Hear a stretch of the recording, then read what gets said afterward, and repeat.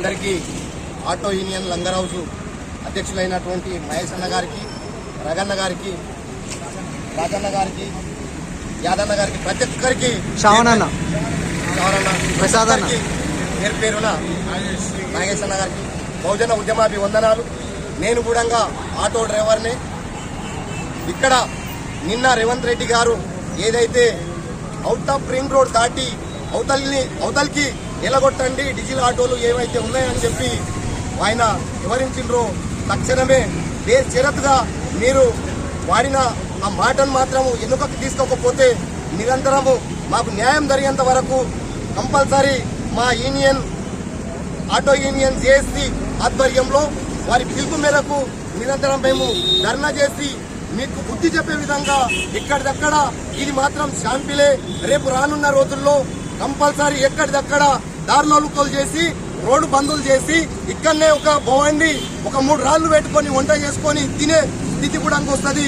ఊర్లలోకి వెళ్ళి అప్పులు చేసుకొని ఏదో డిగ్రీలు పిహెచ్డీలు చదివిన విద్యార్థులు కూడా ఏ జాబులు లేక ఈ పొద్దు ఆటోలు తెచ్చుకొని ఆటోలు నడుపుతుంటే ఆ ఆటోలను కూడా మీరు అవుట్ ఆఫ్ రింగ్ రోడ్ దాటి అవతలికి వెళ్ళగొట్టాలని చెప్పి మాట్లాడుతున్నారు సీఎం రేవంత్ రెడ్డి గారు. మరి మీకు ప్రతి ఒక్క మా ఆటో డ్రైవర్ అన్నలు, మా ఆటో డ్రైవర్ తమ్ముళ్ళు, వాళ్ళ ఫ్యామిలీలు, వాళ్ళ అక్కలు, చెల్లెళ్ళు, తండ్రులు అందరూ ఓటేస్తేనే ఈ పొద్దు నీవు సీఎం కుర్చీలో కూర్చొని ఈ పొద్దు మా ఆటో డ్రైవర్లకు అన్యాయం జరిగే విధంగా నీవు రవాణా మంత్రి గారికి హెచ్చరిస్తున్నావు అంటే నీ అంత పాలన, నీ అహంకార పాలన ఎంతకాలము?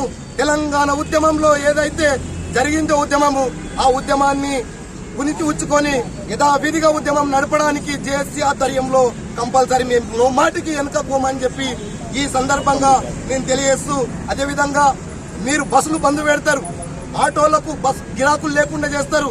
పొద్దు మీకింద సాయంత్రం 9 గంటల దగ్గర ఒక ఆటో డ్రైవర్ రోడ్డు మీదనే వండుకుంటున్నాడు. ఏ స్థితిలో బతుకుతున్నాడో అర్థమైతలే. ఈ రోజులలో ఆన్లైన్ వచ్చినాయి, ఓలా, ఊబర్, ర్యాపిడోలు వచ్చినాయి.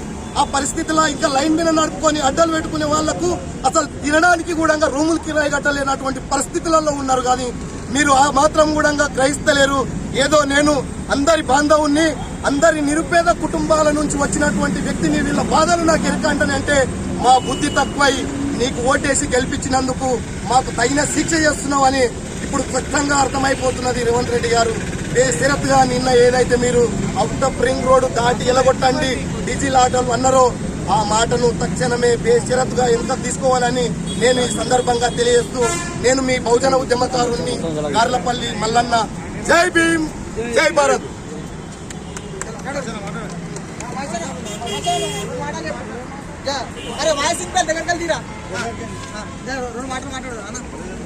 కొంచెం కవర్ చేయి, ఇది అంతా వెనకాల ఒక వీడియో తీసుకో వెనకాల. నమస్కారం. మేము గత 10 సంవత్సరాల నుంచి లంగర్ ఆటో యూనియన్లో ఒక మెంబర్గా ఉన్నాను.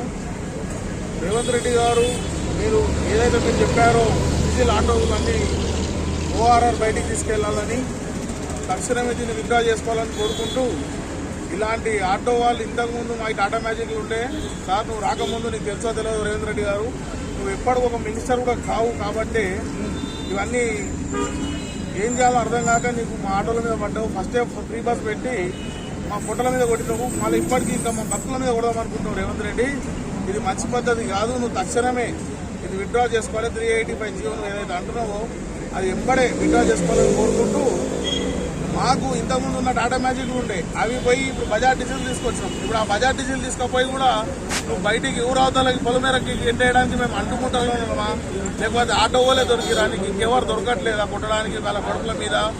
మేము పొద్దున్న 5 గంటలకు లేచి వచ్చి మా పిల్లం పిల్లలను వదిలేసి రోడ్ల మీద పడుకొని బస్సులు ఉండి ఒక పూట ఉండి ఒక పూట తినక జీవనం సాగించుకుంటూ ఏదో బతుకుతున్నాం రా దేవుడు అన్నవో రామచంద్ర అనుకుంటే, నువ్వు ఫస్ట్ ఆఫ్ ఆల్ నువ్వు ఫ్రీ బస్ పెట్టే తప్పు చేసినావు. దానికి ఇప్పుడు ఇంకా మళ్ళీ బజాజ్ డీజిల్ తీసుకుపోయి అవుటర్ రింగ్ రోడ్ బయట అంటే మేము ఎక్కడ బతకాలి? మా పరిస్థితులు ఏంది? We are graduated, do you know that? మేము చదువుకున్న వాళ్ళం, మేమేం మనం కూడా